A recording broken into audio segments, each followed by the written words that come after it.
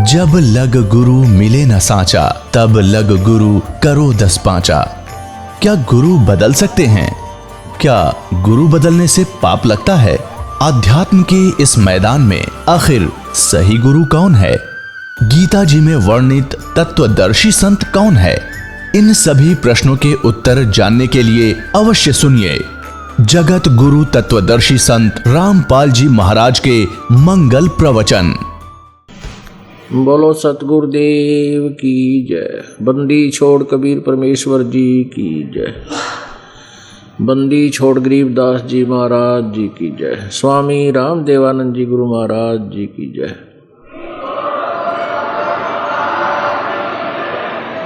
सर्व संतों की जय, सर्व भक्तों की जय, धर्मी पुरुषों की जय, श्री काशी धाम की जय, श्री छुडानी धाम की जय, श्री क्रोथा धाम की जय, श्री बरवाला धाम की जय। सत साहिब ग्रीव नमो नमो सतपुरुष को नमस्कार। गुरु की नहीं सुर नर मुनि जन साधुआ संतों सर्वस दी नहीं। सतगुरु साहेब संत सब डंडो तुम प्रणाम। आगे पीछे मध्य हुए तिन कुंजा कुर्बान। नराकार निर्विषम काल जाल भयभंजनम। निर्लेपम निज निर्गुणम अकल अनुबेशम धुनम। सोहम सुरति समापतम सकल समान नानिरतलय। उज्ज्वल हीरंबर हरदमम बेपरवा अथा है। वार पार नहीं मध्यतम। ग्रीव जो सुमर सिद्ध होई। गणनायक गलता ना करो अनुग्रह सोई। पारस पद परवाना। आदि गणेश मनाऊं गणनायक देवन देवा। चरण कमल लो लाऊं आदंत करूं सेवा। परम शक्ति संगीतम सिद्धिदाता सोई। अवगत गुण अतीतम सतपुरुष निर्मोही। जगदम्बा जगदीशम मंगल रूप मुरारी। तन मन अर्पों शीसम भक्ति मुक्ति भंडारी। सुर नर मुनि जन ध्यावे ब्रह्मा विष्णु महेशा। शेष शेष मुख गावे पूज्य आदि गणेशा। इंद्र कुबेर सरीखा वरुण धर्म राय ध्यावे। समर्थ जीवन जी का मन इच्छा फल पाऊं। 33 कोटि आधारा ध्यावे शेष 88। उतरे भव जल पारा कट है यम की फांसी। 33 कोटि आधारा ध्यावे शेष 88। उतरे भव जल पारा कट है यम की फांसी।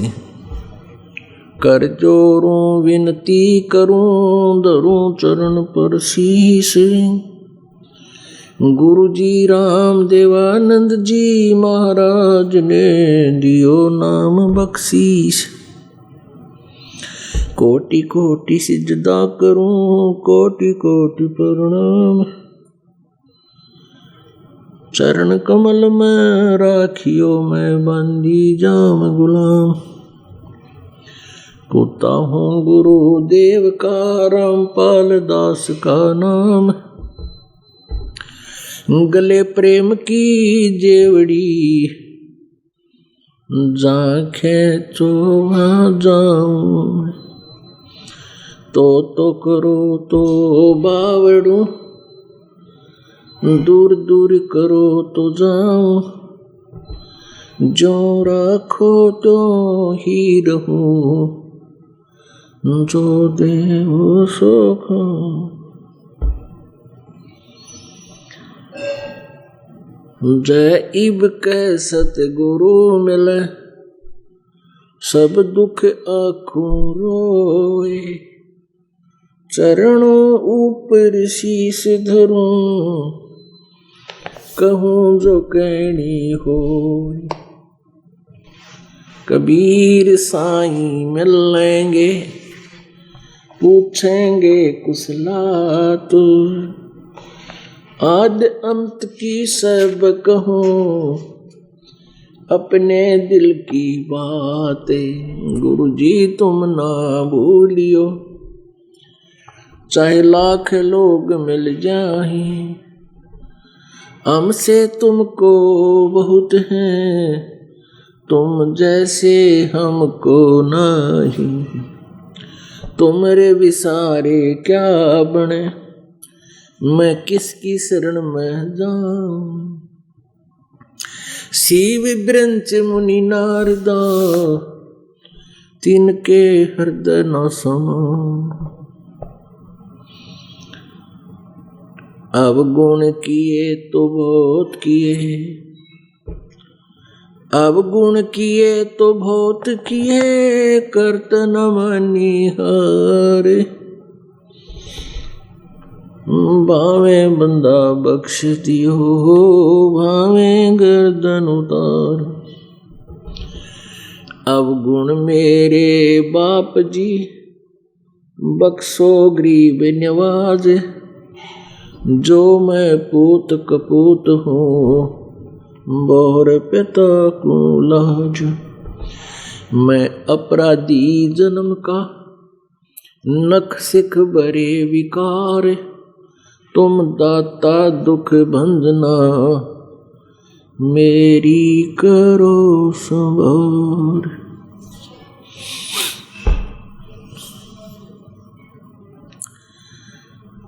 पूर्ण परमात्मा सारी सृष्टि के रचनहार कबीर देव, कबीर साहिब जी, ये वो परम अक्षर ब्रह्म है जिसके विषय में गीता जी अध्याय नंबर 15 के श्लोक नंबर 17 में कहा है कि उत्तम पुरुष है तू अन्य परमात्मा इति उदाहरते है। यह लोकत्रयम् आविश्य विवर्ती अव्यय ईश्वर है। गीता जी अध्याय नंबर 15 के श्लोक नंबर 16 में दो प्रभुओं का वर्णन है, एक सरपुरुष एक अक्षर पुरुष। सरपुरुष को सरब्रह्म भी कहते हैं। पुरुष कहो, ब्रह्म कहो, राम कहो, साहब कहो, अल्लाह कहो, गॉड कहो, ब्रह्म कहो, पुरुष को। पुरुष माने प्रभु। और परमात्मा मनुष्य दृश्य है, इसलिए उसने अपना ही स्वरूप मनुष्य को दिया है। नर नारायण दे ही पाक है। और जकट्या न जम का फंद रे,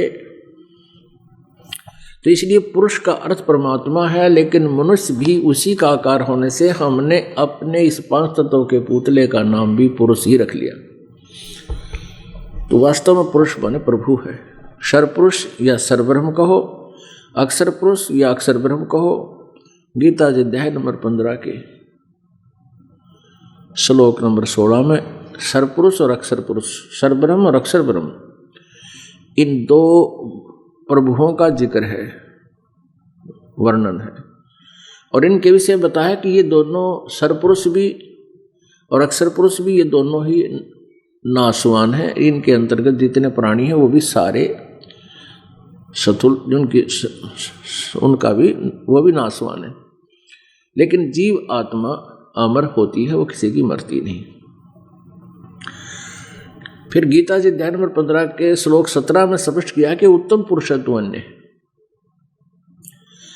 ऊपरले जो सरपुरुष और अक्षर पुरुष के से अतिरिक्त अन्य कोई और है उत्तम पुरुष, यानी पुरुषोत्तम, श्रेष्ठ प्रभु, परम ईश्वर, परमेश्वर, परम ईश्वर। परम कहो, उत्तम कहो, श्रेष्ठ। तो परम प्रभु, परम ईश्वर, परम परमेश्वर, परम ईश्वर, परमेश्वर, ये तो कोई और है और वही सबका धारण पोषण करता है। वो वास्तव में अविनाशी परमात्मा है। तो वो परमात्मा कबीर देव है जो काशी में जुलाहे की भूमिका करके और 120 वर्ष तक यहाँ मनुष्य सदृश एक जनसाधारण की भूमिका करके हमारे लिए एक उदाहरण छोड़कर चले गए कि तुमने परमात्मा यदि पाना है और मेरे सचखंड में सतलोक में आना है तो मेरे जैसे ही तुमने क्रियाएं करो, अपना दैनिक कर्म भी करो। कर्तव्य जो कर्म है मनुष्य का, जो कर्तव्य कर्म कौन कौन से हैं? एक तो रोजी रोटी वाला कर्तव्य कर्म, बच्चों की परवरिश, उनका पालन पोषण कर्तव्य कर्म, और साथ में भक्ति भी कर्तव्य कर्म है, वो भी करनी चाहिए। उस परमेश्वर ने आकर ही हम सभी को यथार्थ ज्ञान दिया है, क्योंकि यहाँ का जो स्वामी है, जो सरपुरुष, गीता जी अध्याय नंबर 15 के श्लोक नंबर 16 में जिन दो पुरुषों के बारे में जानकारी दी है, प्रभुओं के बारे में, ये सरपुरुष जो है, सरपुरुष जिसको हम क्षर पुरुष बोल देते हैं, क्षर पुरुष, तो ये क्षर पुरुष जो है ये ब्रह्म है, ये ज्योति निरंजन है, ये काल है, ये 21 ब्रह्मांड का प्रभु है, पुरुष है, स्वामी है। और हम उन 21 ब्रह्मांडों में से एक ब्रह्मांड में हम यहाँ विद्यमान हैं। तो इसने 21 ब्रह्मांड में हम सभी को रोका हुआ है, हमें अपने जाल में फंसा रखा है। इसने सचखंड में, सतलोक में एक भयंकर गलती करी थी, उस गलती का परिणाम इसको भोगना पड़ रहा है कि ये 1 लाख मानव शरीरधारी प्राणियों का नित आहार करता है और 25% एक्स्ट्रा ये प्रतिदिन उत्पत्ति करता है। इसको ऐसी एक श्राप लग गया, साप लग गया। उसके लिए इसने हमें अपने खाने के लिए यहाँ रोक रखा है और हम इसको ही सुप्रीम पावर मानते रहे, ब्रह्म को, जिसका ओम नाम है। ये काल है। इस काल ने हमें पूर्ण रूप से मिसगाइड कर दिया, परमात्मा का नामो निशान मिटा दिया। उस उत्तम पुरुष है तो अन्य, उस पुरुषोत्तम का नामो निशान मिटा दिया। स्वयं ये परमात्मा बन बैठा और सभी को कहता मैं ही प्रभु हूं। इसके विषय में परमेश्वर ने कहा कि ज्योत स्वरूपी ये कहे निरंजन, मैं ही करता भाई, एक न करता दो ना करता, ये नो ठहराए भाई। मूला माया मग में बैठी हंसा चुन चुन खाई, और ये ज्योत स्वरूपी कहे निरंजन मैं ही करता भाई, एक न करता दो ना करता, ये 9 ठहराए भाई। 9 अवतार जो है ये सारे भगवान बता दिए। और 10वां जो आएगा अभी निकलंक नाम से, कहते 10वां भी धुंधर में मिल जा, सत कबीर दुहाई। और 10वां भी जो भगवान तुम्हारा आएगा वो भी ऐसे ही विनाश को प्राप्त हो जाएगा जैसे ये पूर्व अवतार चले गए। जैसे श्री कृष्ण जी के पैर में तीर लगा, विषाक्त तीर से उनकी मृत्यु हुई और ना जाने कितने पाप कर्म इकट्ठे कर ले गए। ऐसे श्री रामचंद्र जी ने रावण पर चढ़ाई की, करोड़ों आदमी मरवा दिए। वो राजा के सिर पे भार रखा जाता सारा, और अंत में बच्चे कहीं, आप कहीं, और अंत में सरयू नदी के अंदर जल समाधि लेकर श्रीरांत किया। तो परमात्मा कहते हैं एक ना करता दो ना करता, ये 9 ठहराए भाई। और 10वां निकलंक नाम से आओगा कलयुग के अंत में, और वो भी सभी उसमें इतने निकम्मी आत्मा हो जाएंगी।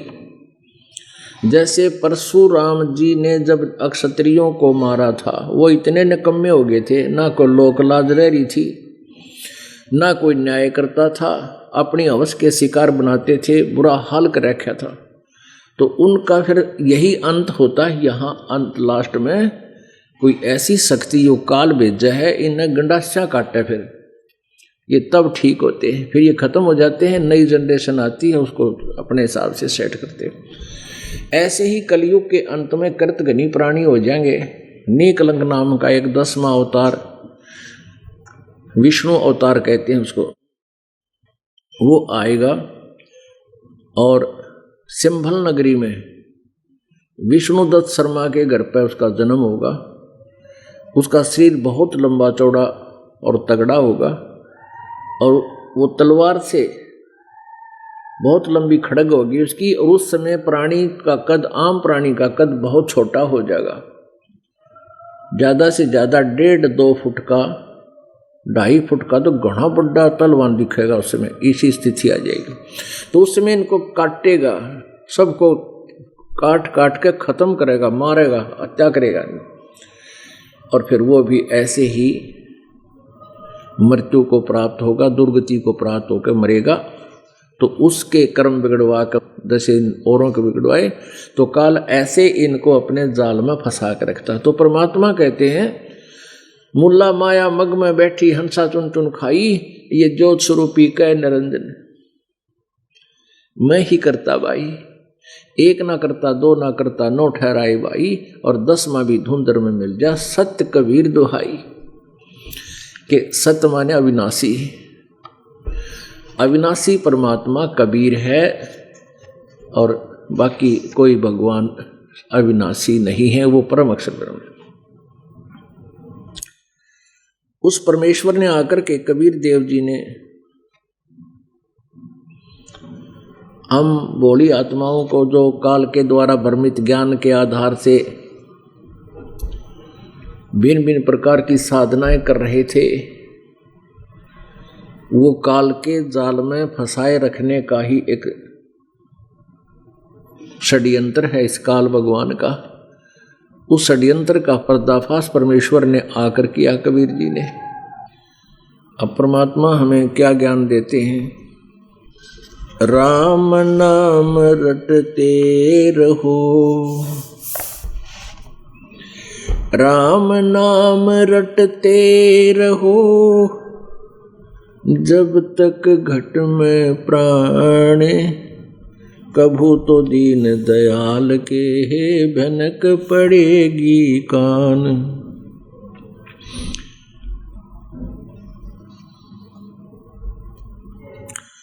परमेश्वर कबीर देव जी ने जो रिहर्सल की, एक रोल किया, एक दुल्हे की भूमिका की, और साथ में वो तत्वदर्शी संत के रूप में भी अपना ज्ञान प्रचार करते थे। अपना दैनिक कार्य भी एक मनुष्यवत करते थे, मनुष्य की तरह। प्रत्येक युग में परमात्मा ऐसा एक लीला में जीवन जीकर दिखाकर हमें चाहते हैं। सह शरीर आते हैं, सह शरीर चले जाते हैं।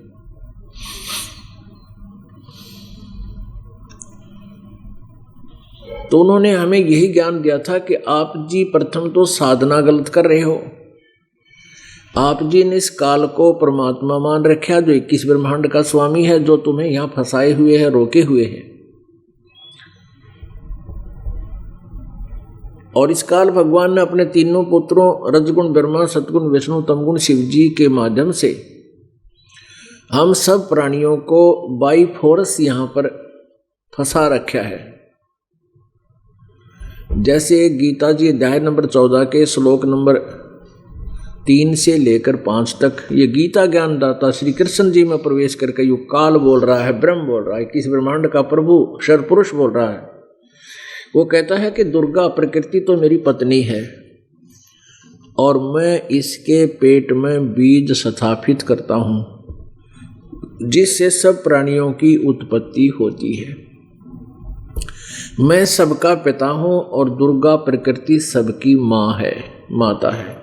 और इस प्रकृति से उत्पन्न, दुर्गा से उत्पन्न तीनों गुण, रजगुण ब्रह्मा, सतगुण विष्णु, तमगुण शिव जी, ये जीव आत्मा को यहाँ कर्मों के आधार से फंसा कर रखते हैं, बांध कर रखते हैं। परमेश्वर ने आकर बताया कि नहीं, ये भी अपना पल्ला झाड़ दिया काल ने और ब्रह्मा विष्णु महेश के सिर पर बांडा फोड़ दिया, इनके सिर पर ये बाहर रख दिया कि यही फंसा रहे हैं तीनों गुण। परमात्मा कहते हैं ब्रह्मा विष्णु महेश्वर माया और ये काल, इसको धर्मराय भी बोलते हैं। और धर्मराया कहिए इन पांचों मिल पर पंच बनाया, इन पांचों मिल पर पंच बनाया, वाणी हमरी लहिए। तो पुणात्मा इसने तीनों गुणों के माध्यम से रजगुण ब्रह्मा, सतगुण विष्णु, तमगुण शिव जी के माध्यम से आप जी को, हम सभी को यहां फंसा रखा है। रजगुण ब्रह्मा को एक गुण युक्त पैदा कर दिया, उसके गुण में, उसके अंदर से निकल रही जो शक्ति है, पावर है, उसकी इतनी जबरदस्त एक्शन हमारे ऊपर हो रहा है कि प्रत्येक प्राणी संतानों उत्पत्ति करता है। इस जीव के बस की बात नहीं, इसके अंदर इतना प्रेशर भर दिया, अपने आप जैसे नशा हो जाता, किसी ने भांग पी रखी हो या शराब पी रखी हो तो उसके बस की बात नहीं, वो कैसे लड़खड़ा कर पैर रखता है, कैसे बोलता है, कैसे चलता है, और ना जाने के कुकर्म कर दे। ऐसे ही जो प्राणी इस काल के प्रभाव में आकर के 21 ब्रह्मांड के प्राणी संतानों उत्पत्ति करते हैं। और भगवान विष्णु जी के सतोगुण की शक्ति से हम एक दूसरे में यहाँ मोह ममता के कारण जकड़े रहते हैं, जीव के बस का नहीं। पुत्र में मोह, पुत्री में मोह, पति पत्नी में मोह, पत्नी में मोह, पति में मोह, माता पिता के अंदर संपत्ति में मोह, या किसी अन्य प्राणी से लगाओ, तो ये जीव के बस का नहीं। ये सतगुण विष्णु जी की उस गुण के दबाव में, प्रभाव में हम ऐसा विवश है, करने में विवश है। और ऐसे शंकर जी हमारा संहार करता है, जैसे उसके गुण से हम एकदम बीपी हाई हो जाता है, क्रोधित हो जाते हैं, उस गुण से प्रेरित है। और ना जाने कितना जुल्म हो जाता है, राजा लोग कितने युद्ध कर बैठते हैं, लाखों लोगों को मरवा डालते हैं।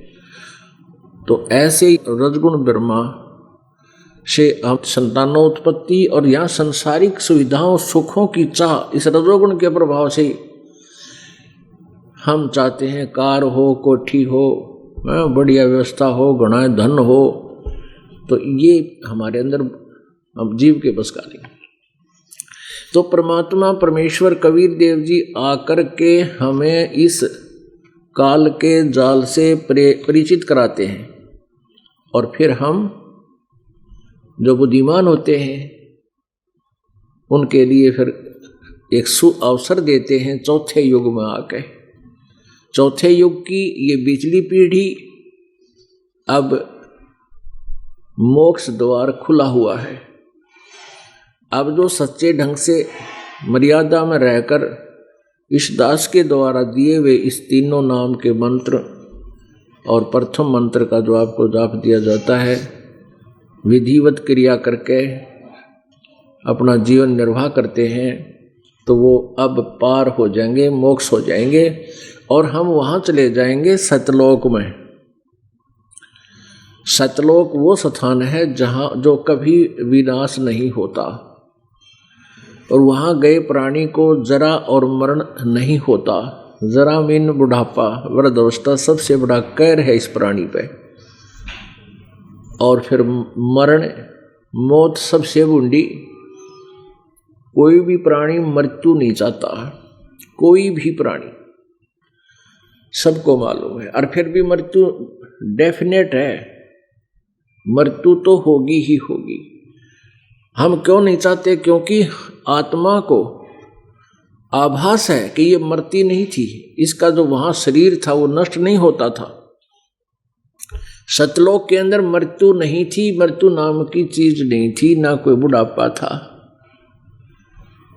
तो ये यहां हो ही नहीं सकता, इस ना तो स्वर्ग में, ना महास्वर्ग में, ब्रह्मलोक में, परब्रह्म के लोक में ये जरा और मरण समाप्त नहीं हो सकता। और जब तक जरा और मरण समाप्त नहीं होगा, हम सुखी नहीं हो सकते। तो सतलोक सुख सागर है, जहाँ कोई दुख नहीं, कोई कष्ट नहीं। वहाँ ऐसी ही सृष्टि है, ऐसा ही मानव है, मनुष्य जैसा हमारा शरीर है। अभी तक जितने भी संत हैं, पंथ हैं, ऋषि हैं, महर्षि हैं, अज्ञानतावश उनको परमात्मा का परिचय हुआ नहीं, उनको परमात्मा का साक्षात्कार हुआ नहीं, तो इसलिए उन्होंने अज्ञान आधार से सुनी सुनाई दंत कथाओं से, लोक वेद के आधार से परमात्मा को निराकार बताया है। और सतलोक में सतपुरुष को भी निराकार बताया है, केवल प्रकाश ही प्रकाश बताया है। ये बिल्कुल गलत है। और ये सचखंड का जिन्होंने ठेका ले रखा सचखंड वाला, ये राधा स्वामी पंथ, धनधर सदगुरु पंथ, बाल ये क्या नाम है, जय गुरुदेव का पंथ, और ये कृपाल मिशन आदि ठाकुर जी, ये सब राधा स्वामी पंथ का ही, एक ही कुएं का जल है, राधा स्वामी पंथ का ही ये उसी ज्ञान को आगे प्रचार कर रहे हैं। और इनको कैखे का पता नहीं सचखंड और सतलोक के बारे में। ये कहते हैं सचखंड के अंदर प्रकाश ही प्रकाश है, परमात्मा निराकार है, और आत्मा परमात्मा में ऐसे मिल जाती है जैसे समुद्र में बूंद मिल जाती है। पुण्यात्माओं, अगर ऐसी अवस्था है, वहां भगवान है नहीं, निराकार है, तो हम के टिंडे लेंगे वहां जाके? हम क्या करेंगे? हम भगवान के लिए तड़प रहे हैं, परमात्मा की चाह में हम भटक रहे हैं, उसके दर्शन करें, उसको देखें।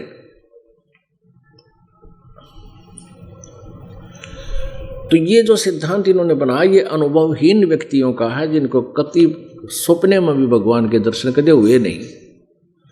परमात्मा ने बताया है कि वहाँ पर बहुत सुंदर बाग बगीचे हैं, सदाबहार वृक्ष हैं, फलदार वृक्ष हैं, बहुत सुंदर मेवा है, बहुत अच्छे स्वादिष्ट मेवा है, वहाँ के स्वादिष्ट फल हैं, और सदाबहार हैं, उनमें कभी पतझड़ नहीं आती, वहाँ कोई जरा मरण नहीं होता, और वहाँ सदा युवा रहते हैं। और ऐसे ही आपकी संतान होगी, वो कभी नहीं मरेगी। आपको अपने बच्चे कितने प्यारे लगते हैं, और बच्चों को अपने माता पिता भाई बहन कितने अच्छे लगते हैं, कितना प्यार है आपस में। तो पुण्यात्माओं, ये प्यार है, अच्छी बात है, लेकिन यहाँ धीरे धीरे करके ना जाने किसका नंबर आ जावे, कब आ जावे, और टक्कर मार मार कर शेष परिवार रो रो कर रोदन मचाता है, और कुछ हाथ नहीं लगता। तो हमने ये एक उद्देश्य बना लो अपने जीवन का, हमने अपनी रोजी रोटी के लिए भी कुछ करना ही पड़ेगा, और फिर हमने मरना भी पड़ेगा। ये अपना गांठ लगा लो, यानी इसको एक विशेष इम्पोर्टेंट पॉइंट पर को नोट कर लो, विशेष स्थान पर, कि हमने मरना भी पड़ेगा, और जिनको हम अपना मान रहे हैं इनको हमने त्याग कर जाना भी पड़ेगा। तो ये अपने कहाँ हुए, ये हमारे कहाँ हुए? ना बेटा अपना, ना बेटी अपनी, ना कार अपनी, ना कोठी अपनी। परमात्मा कहते हैं जब काया तेरी है नहीं, इस माया के चिचड़ हो रहे, माया कहाँ से हो, तेरी माया कहाँ से होगी? तो चरण कमल में ध्यान रखो, इन दोनों ने खो, यानी ना तो काया तेरी ना माया तेरी। इसको खोने का तात्पर्य कि इसमें आस्था हटा या तेरी नहीं है, तो यहां से तो हमने जाना ही पड़ेगा। और कहते जहां आशा ता वासा होई, मन कर्म वचन सुमरियो सोई। इब जैसे मरते समय आपकी आस्था बच्चा में रहेगी, तो यहीं आके अगर तुमने भक्ति तो कर रखी है तो मनुष्य का जन्म हो जाएगा, बेटा बेटी उन की बन जाओगे, आकर के पोता पोती के रूप में जन्म ले लोगे। और यदि भक्तिहीन प्राणी है तो वहां कोई पशु बनेगा, आके कुत्ता बन जाएगा उस गली में, फिर कदम मारेंगे लठ, बालक भीतर बढ़ गया था, जो मकान में प्रवेश कर गया था। तो इस बात को ध्यान रखें कि ये अपने नहीं हैं, ये परमात्मा ने के बच्चे हैं, और हम इनके सेवक हैं। उस परमेश्वर ने इन बच्चों की परवरिश के लिए हमें नौकरी दे रखी है, ये मालिक के बच्चे हैं। तो इनमें मोह नहीं हो सकता आपका। लेकिन यह बात बहुत देर तक सेट होएगी और आते जाएगी ठिकाना बात, क्योंकि ज्ञान के सुनने से और भक्ति के बढ़ने से अपने आप एक ऐसी व्यवस्था बन जाएगी मन में, आप चाहते हुए भी इनको अपना नहीं मान सकते। एक तो ज्ञान होता है, ज्ञान से बात नहीं बनती और ज्ञान के बिना भी नहीं बनती, क्योंकि ज्ञान से तो पता चलेगा। और जो हमने आपको सिमरन दिया है, इस सिमरन के अत्यधिक करने से ये दोनों का संयोग होकर के फिर लास्ट में आपकी जो मृत्यु होगी, आपकी आस्था ना संपत्ति में रहे और ना बच्चा में, अपने आप हटेगी। एक ऐसी स्थिति इसी प्रक्रिया से हो जाएगी। तो उसमें आपको ये ज्ञान भी साथ रहेगा और ज्ञान के आधार से आप फिर इन बच्चों में चाहते हुए भी नहीं करोगे, वैसे तो होगी नहीं और फिर चाहो भी नहीं गे, आप सुरती ऊपर की धुरकी लगाओगे, ध्यान ऊपर लगाओगे कि सतलोक जावा ना, तो फिर वही चक्कर पड़ा रहेगा। तो उस समय आपको ये ज्ञान बहुत सहारा देगा। क्या? कोट जन्म तन भर मत होगे, कुछ ना हाथ लग्या रे, कुकर सुकर खरबया बोरे, कौआ हंस बुगारे। कोटि जन्म तू राजा की, न मिटी न मन की आशा, भिक्षुक होके दर दर घूम लिया, मिला न निर्गुण रासा। इंद्र कुबेर ईश की पदवी, ब्रह्मा वरुण धर्मराया, विष्णुनाथ के लोक को जाकर तू फिर भी वापस आया। असंग जन्म तन मर्त्या होगे, जीवित क्यों न मरे रे, द्वादश मध्य महल मठ बोरे, बहुर न दे धरे रे। दोजक बहिष्ट सभी तै देखे, राजपाट के रसिया, तीन लोक से तरपत नाही, ये मन भोगी खसिया। सतगुर मिले तो इच्छा मेटे, पद मिल पदे समान, चल हंसा उस लोक पठाऊं, जो आदि अमर अस्थान। चार मुक्ति जहाँ चंपी करती, माया होरी दासी, दास गरीब अभय पद पर से, वो मिले राम अविनाशी। अपने आत्मा, जब आप यहाँ से शरीर छोड़ कर जाओगे, ये पॉइंट हैं काल के जाल से निकलने के, ये दाव पेच हैं जो आप जी को सत्संग के माध्यम से आपको सावधान किया जाता है और आप जी ने इन फार्मूलों को लगाना है। जब एग्ज़ाम आवेगा, आप स्टूडेंट हो, आपका एग्ज़ाम भी होगा, क्योंकि अंत समय जब मृत्यु होगी, जब तुम्हारा वो एग्ज़ाम होगा और उस एग्जामिनेशन में आप जी ने सफल कैसे होना है, तो ये तरीके बताए हैं। तो उसमें आप जी के या यो शब्द हृदय में जमा हुआ होगा और यो ज्ञान आपको एक जबरदस्त सपोर्ट दे करेगा। और जो भक्ति आपकी, जो सिमरन विधिवत आपने किया हुआ, वो कमाई, उसका इतना जबरदस्त प्रेशर होगा कि फ्रिक्शन ऑफ सेकंड में आप जी बाहर गुफा में पहुंच जाओगे। अब ये बात बनाओ है ऐसे जाएंगे वैसे जाएंगे, नहीं। आपकी जो कमाई है आपको इतने बहुत शीघ्रता से, क्योंकि हमने चलना कहाँ से है, मूल कमल में जाना पड़ेगा पहले, और मूल कमल से फिर त्रिकुटी में, त्रिकुटी तक तो ये प्रोसीजर से ऐसे आने का। त्रिकुटी में जाकर के फिर हमने वहाँ आप जी का अकाउंट करवाया जाएगा क्लियर, परमात्मा साथ होंगे इस दास के रूप में, और फिर आपको ऐसा महसूस होगा, वो ज्ञान आपके आधार बनेगा। जैसे आपकी मृत्यु होगी, जो भक्तिहीन प्राणी है उसकी तो दुर्गति होया करें, उसने बूंदी बूंदी शकल के दिखेंगे और नो काले काले है, लंबी लंबे दांतां लेर, उसकी कलजा पाट जाएगा, डरते की टट्टी पेशाब निकल जाती है। इन्हें नुआवे क्यों है? इसलिए मरे पाछे नुआओगे, पहला कोई ना नुआवे, बता ये और फूकन जान लग रहे हैं, नुआओ बिला पहला तैयार करो, रोज ठा के फूके और नुआन की जरूरत रहेगी, उसने माटी मिलाना ही है। फिर भी तो वो इसलिए स्नान कराते हैं, टट्टी के पेशाब में बुरा हाल होता है उसका, उन्हें मांझ दोगे फिर फूकने जाएंगे। और जो भक्ति करते हैं उनको तो सपना सा होगा मृत्यु का, जैसे स्वप्न में आप जा रहे हो और स्वप्न भी बढ़िया हो खुशी का, ऐसे आप जा रहे हो जैसे सत्संग में, और वहां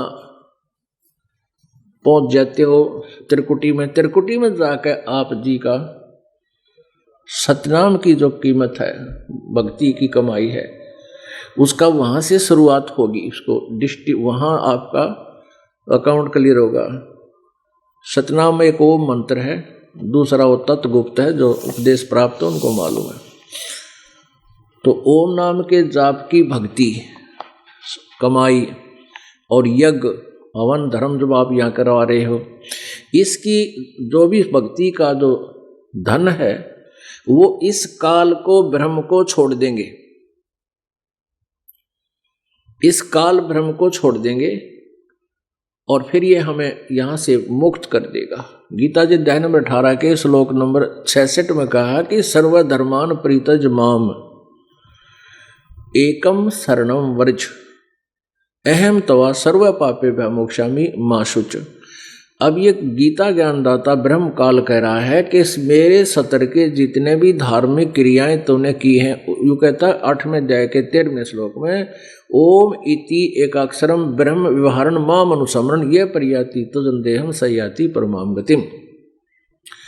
ये काल कहता है कि मेरा तो एक ओम अक्षर है, नथिंग एल्स, और जो मेरे सतर की भक्ति ओम नाम से करता है, मेरे ओम से जो लाभ होता है उसको उस गति को प्राप्त होता है, उस परम गति को प्राप्त होता है। फिर गीता जी अध्याय नंबर 17 के श्लोक नंबर 23 में कहा कि जो परम अक्षर ब्रह्म है, गीता जी अध्याय नंबर 15 के श्लोक नंबर 17 में जिस उत्तम पुरुष के बारे में बताया है, जो सरपुरुष और अक्षर पुरुष से अन्य है,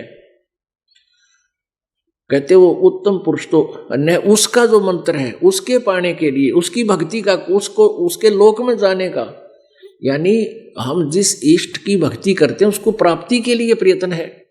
तो हमने उस परमात्मा उस ब्रह्म की तत्ब्रह्म परम अक्षर ब्रह्म को पाने के लिए कौन सी क्रियाएं करनी है, उसके 3 मंत्र का जाप है। गीता जी अध्याय नंबर 17 के श्लोक नंबर 23 में ओम तत्सत इति निर्देश ब्रह्मणे त्रिविधे समर्थ है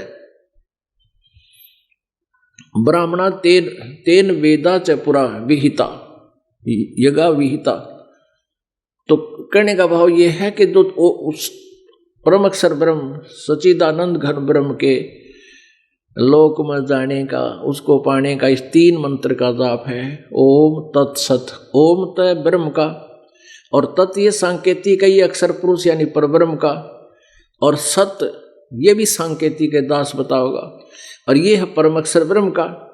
तो जब त्रिकुटी पर आप जाओगे, इस सतनाम के अंदर 2 अक्षर हैं, ओम नाम की जो भक्ति धन और ये यह धार्मिक अनुष्ठान आप करवा रहे हो, इसकी कमाई, ये सभी पूजाएं गीता जी अध्याय नंबर 18 के श्लोक नंबर 66 में जो कह रहा कि सर्व धर्मान परित्यज माम, मेरे सतर की सभी धार्मिक पूजाओं को, धर्मान माने पूजाओं को, साधनाओं को, धार्मिक क्रियाओं को, मेरे सतर की जितनी भी धार्मिक पूजाएं हैं उनको परित्यज छोड़, यहां पर माम माने मुझ में, और एकम शरणम व्रज, एकम माने जिसके बराबर दूसरा ना हो, अद्वितीय, सर्व एकम माने सर्वशक्तिमान,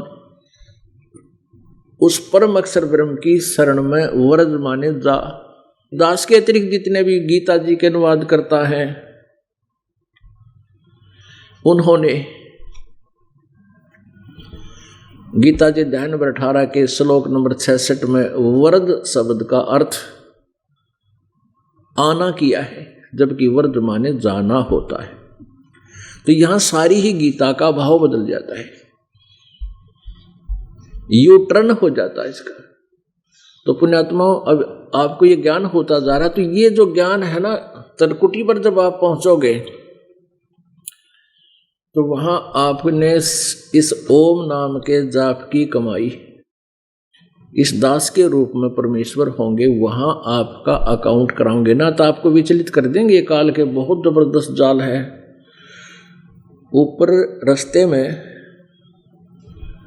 बहुत ज्यादा भयंकर काल ने ऐसे जाल रचे हैं। कहीं पर तो ऐसे बढ़िया बढ़िया रेस्टोरेंट बना रखे हैं, अप्सराएं नाच रही हैं, कोई एकाएक घूम रही है अकेली वन में। यानी मन के अंदर जो दोष होते हैं उनके वहाँ पूरे हथियार हैं मन को फंसाने के।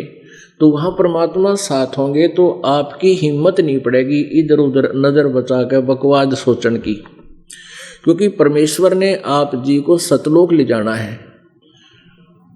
और वहाँ फिर आपका अब यहाँ कहते हैं ना कई अनजान काम तो घर पर भक्ति कर लेंगे, क्योंकि यहाँ जब सत्संग में आते हो आपको बार बार समझाया जाता है जैसे स्टूडेंट आया करें या एक भयंकर रोगी आता है, उसमें नखरे नहीं होते, क्योंकि हमने अपना उद्देश्य देखना चाहिए। और यहाँ की क्रियाओं में अपने दोष को दूसरों में देखकर वो विमुख हो जाता है। फिर बोला आदमी क्या कहता है कि मैं तो घर पर भक्ति कर लूँगा। परमात्मा कहते हैं सतगुरु संगत छोड़ कर चाहे लाख वर्ष जप कीन, इंद्री कर्म ना मोक्ष होए, फिर काल का ही। आपको उदाहरण दिया, जो परमात्मा से शरीर मगर से जाने लगे, रास्ते में यह खुद दुर्गा आगी एक सुंदर औरत बनके और परमेश्वर से कहने लगी तू मेरे साथ भोग विलास कर, तू बहुत पूर्ण पुरुष है, तू बहुत अच्छा तगड़ा है, सुंदर है।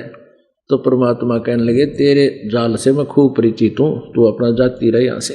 जब हार कर झक मार कर और गाली देती हुई चली गई। तो पुण्यात्मा ऐसे ही जब अकेला प्राणी जो भक्ति कर ली ना 4-5 साल 3 वर्ष इस दास के बताए अनुसार मर्यादा में रहकर, फिर वो मर्यादा तोड़ जाता है, गुरुद्रोही नहीं होता है। गुरुद्रोही का तो नाश होगा सीधा ही, वो तो सीधा नरक में जाएगा।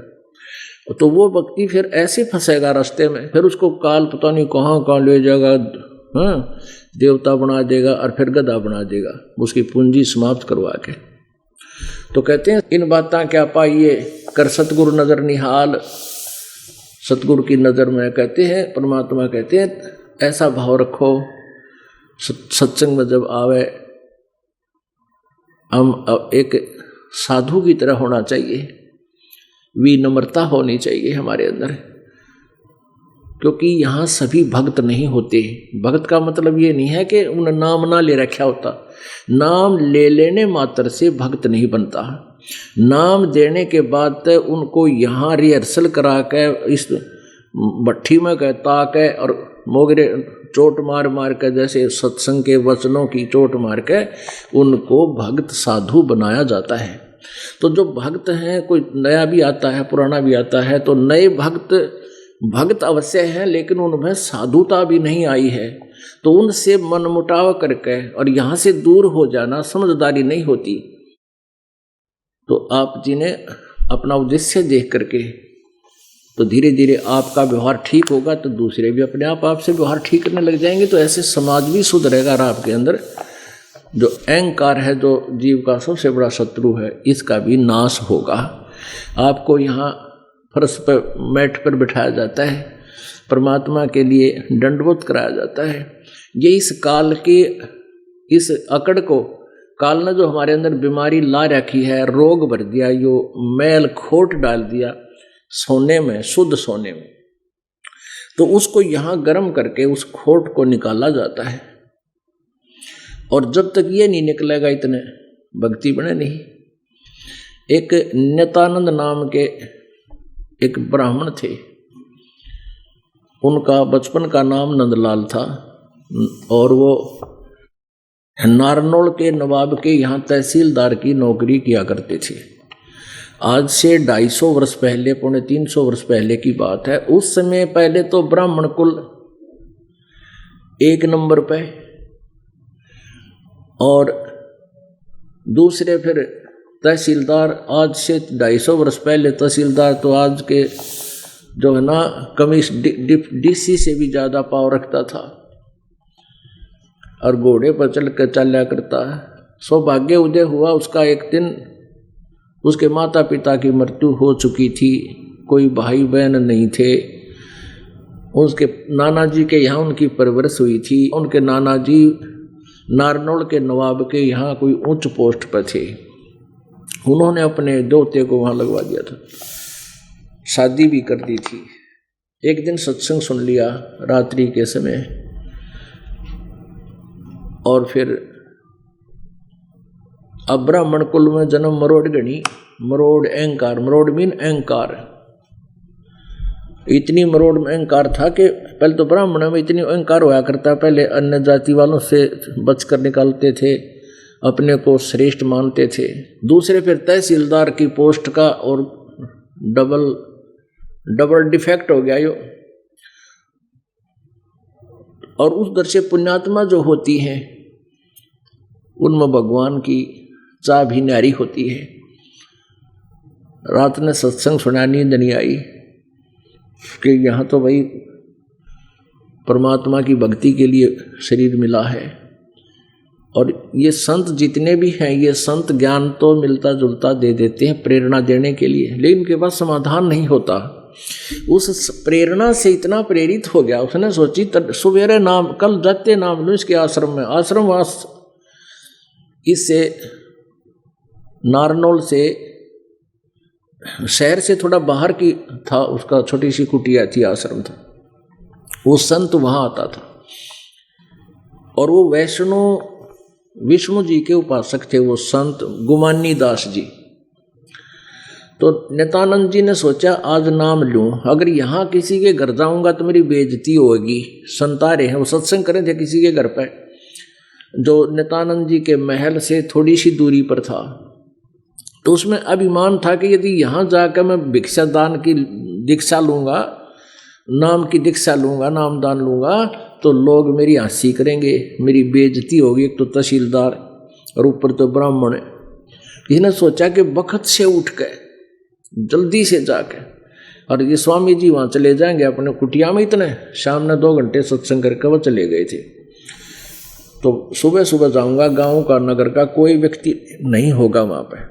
सुबह सुबह नित्यानंद जी यानी नंदलाल जी, नित्यानंद तो फिर बाद में नाम रखा है इसका, गुमानी दास जी ने, घोड़े पर सवार होकर और आश्रम की तरफ जा रहा था।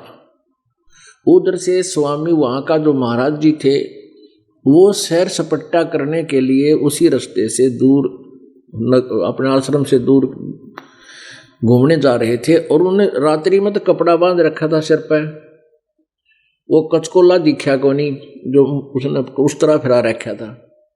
और सुबह वो नो का नो बगैर कपड़े सिर पर डाले इजी मूड में घूम रहे थे। उधर से नित्यानंद आ गए। ये ब्राह्मण सोन को सोन बहुत मान्या करते।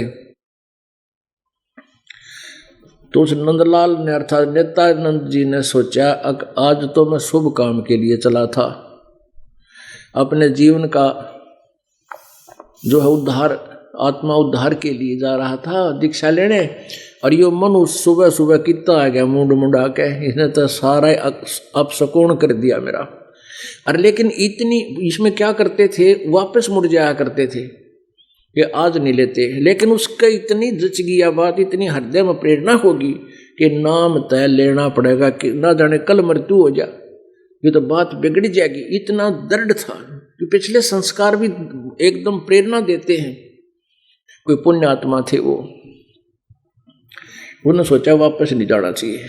तो उसने अपनी सोच से सोचा इस सोन को कंडम कर देता हूं। घोड़े पर सवार आ रहा, इतनी देर में सारी सोच गया वो। और उस नेता जो घूमने आया था वो संत था, वो संत ही गुमानी दास। उसके निकट घोड़ा रोक के और सिर में टोले मारे, नो दोनों उंगलियां कट्टा कट ने बोला मनुष्य कीता आ गया तो आगे थे, मैं एक बहुत जरूरी काम के लिए जा रहा था, तुमने आज आना था मेरे आगे मुंड मुंडा के। अब वो संत सोचा भाई आदमी सभ्य दिखे था, अरे इसने क्या किया मेरे साथ। पर संत गणा ध्यान नहीं दिया करते, क्यों इसे करा कितने टकरा रहे हैं दिन में, कोई गाली दे रहा है, कोई राजी बोल रहा है। संत चला गया। अब नित्यानंद जी ने वहां घोड़ा रोक दिया, एक वृक्ष का बांध दिया, और वहां एक दो चेले रहा करते, दो चार उन्होंने आसन लगा रखा था बाहर। गुरुजी नहा धोकर वहां बैठा करते, आकर कोई दर्शनार आते थे उनको दर्शन दिया करते थे, दीक्षा देते थे। आसन लगा रखा था ना, आगे बैठने वालों के लिए बोरी बारी बिछा रखी थी। अब नित्यानंद जी ने पूछा, भाई महाराज जी कहाँ हैं? वहां शिष्यों ने बताया, बैठ जाओ। बैठो साहब, अभी आते हैं, आ जाएंगे, अभी आ जाते हैं। वो बैठ गया, कति आगे बिठाए रखा। अब गुमानी दास जी घूम घाम कर दूसरी साइड से स्नान करके तालाब तड़ूब में, और फिर वो आकर आसन पर बैठ गया। जब वो आंख चार, नित्यानंद ने सोचा ये तो वो महाराज जी है भाई, रास्ते में तने इसके टोले मारे थे, नीचे गर्दन कर ली, नो शर्मा गया। अक मैंने तो नाश कर दिया, अरे यू नाम दे नहीं, नीचे गर्दन कर ली, शायद ना पहचान सके। घोड़ा बंध रहा और पहचान तो लिया था वो। अब गुमानी दास जी समझ गए, भगत तो शर्मा गए, तो कहने लगे, भाई बच्चों, कोई व्यक्ति कुम्हार के यहां से मटका लेने जाता, घड़ा, और उसको वो बजा के देखा करे। एक अन्य का घड़ा लेने जाता है, उसको ऐसे मार के देखा करे, खरा से खोटा, इसमें कोई डिफेक्ट तो नहीं है। और बेटा तने गुरुजी बजा के देख लिए तो क्या दिक्कत हो गया, आपने तो सौदा करना था जीवन का। बड़ा वो चरणा में गिर गया नित्यानंद, और पैर पकड़ लिए ने बोले, महाराज जी माफ कर दो। फिर उसने सारी कहानी बता दी, जी आपका सत्संग सुना, मुझे तो नींद नहीं आई रात को, और आप मैं पहचान नहीं सका, क्योंकि मैं तो दूर से आपके रात्रि में वचन सुन रहा था, और वापस मैं जा नहीं सकूं था, क्योंकि मैंने नाम लेना जरूरी था। तो इसलिए मैंने अपने हिसाब से वो स्वर्ण को स्वर्ण दूर करने के लिए और आप तक पहुंचने के लिए, ये मेरा सारा गलत काम था, जो ठीक था, मुझे माफ करो। गुमानी दास बोले, बेटा माफ कर दिया। अब दीक्षा दे दी, ज्ञान सुना, नाम का जाप किया। कुछ दिन के बाद उसकी पत्नी की भी मृत्यु होगी। अपने आत्माओं, आप इन कथाओं को अपने हृदय में रचाना, इससे निष्कर्ष निकालना। आप जी तो यहां आते हो, नाम ले लिया और भैंस का काटड़ा मर गया, तो नो कहेंगे क्या फायदा हुआ नाम, तो बताओ काटड़ा मर गया। और मरना हो मानस, मृत्यु होनी हो घर के सदस्य की, और परमात्मा ने टाल दी काटड़े में, काटड़े दो और भैंस दो दे देगी कदे, यो मनुष्य जीवन नहीं मिल रहा है। तो हमारी बुद्धि तो भक्ति के योग्य अभी होती भी नहीं, हम तो आते हैं केवल थोड़े बहुत स्वार्थ सिद्धि के लिए, कोई बात नहीं। परमात्मा कहते हैं, कोई वैश्य जय कोई भक्ति करे कपटते, उसको भी अपनाऊं और श्याम दाम दंड भेद से फिर सीधा मार्ग लाऊं। और वहां नित्यानंद की पत्नी मर गई, और उसने के मनाया कि भगवान या और सुईटाएगी, ये और बढ़िया हो गया, पीछा छुटवाऊंगा। अब ज्ञान को हमने आगे रखना है जब मोक्ष जाना है। यदि तुमने संसारिक लाभ ही लेने हैं, वो आपकी मौज है, उड़ के कर कमी तुम्हें छोड़ेगा नहीं परमात्मा। लेकिन साथ में ये भी ज्ञान दिया जा रहा है, वो अभी सुनाएंगे। तो उसके बाद उस नित्यानंद जी को ज्ञान हुआ और भक्ति का दबाव उसके अंदर प्रभाव खूब हुआ, जैसा भी नाम उसके गुरु ने दिया। क्योंकि ये लोग, जैसे कोई भी मंत्र है किसी एक, जैसे ओम मंत्र है, इससे भी सिद्धियां आ जाती हैं। जैसे गायत्री मंत्र था, यो है तो यजुर्वेद अध्याय नंबर 36 का मंत्र नंबर 3 है। इसका अगर ओम शब्द लगा के इन्होंने इसको बिगाड़ लिया और गायत्री मंत्र बना दिया। यदि इस एक मंत्र का जाप बार बार करते रहोगे, इससे भी कुछ सिद्धियां आ जाती हैं, मोक्ष नहीं होता। तो ऐसे कुछ दिनों के बाद नित्यानंद जी को यूं कति चांदना हो गया।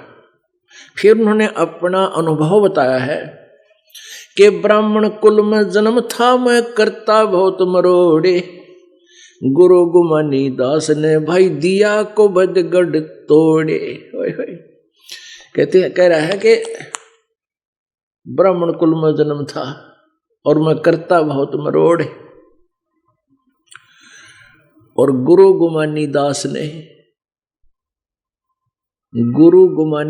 ने दिया कुबद गढ़ तोड़े। गढ़ माने किला था यो कुबद का, ब्राह्मण के घर जन्म और तहसीलदार की पोस्ट, कहते हैं कुबद का गढ़ था यो संत ने तोड़ दिया।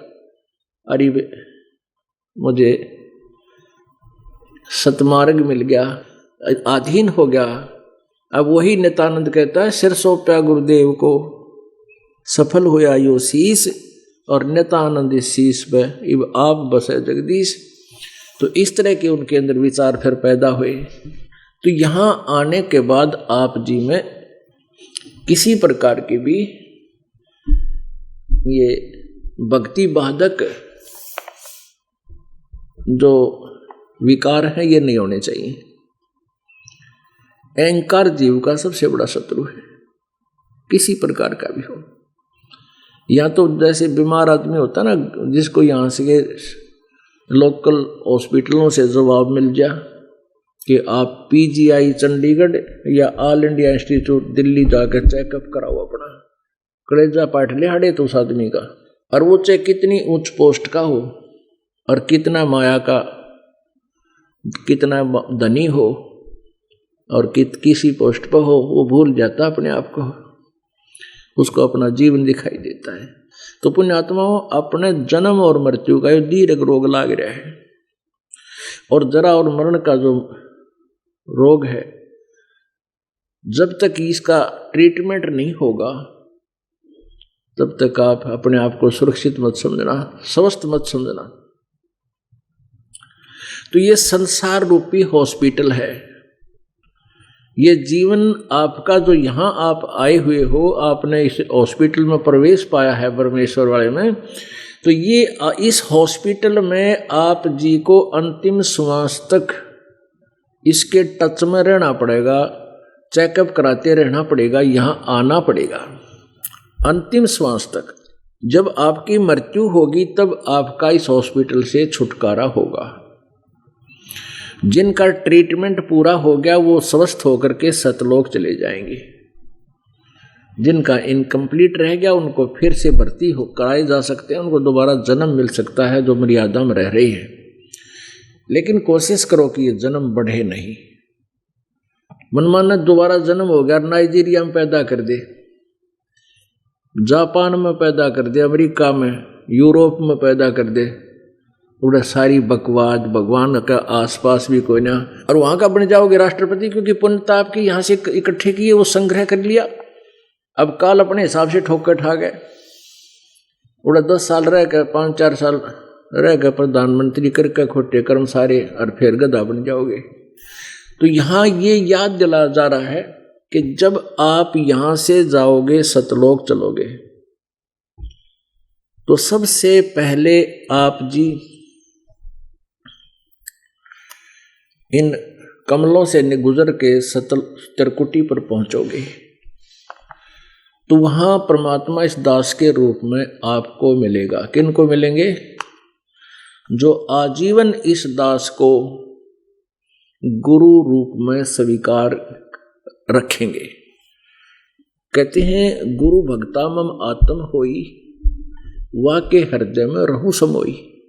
गुरु का भक्त मेरी आत्मा होगा, और जो गुरु से विमुख हो गया, कहते हैं गुरु सतगुरु विमुखा युग युग रोवे, और मानुष जन्म पाके खोए।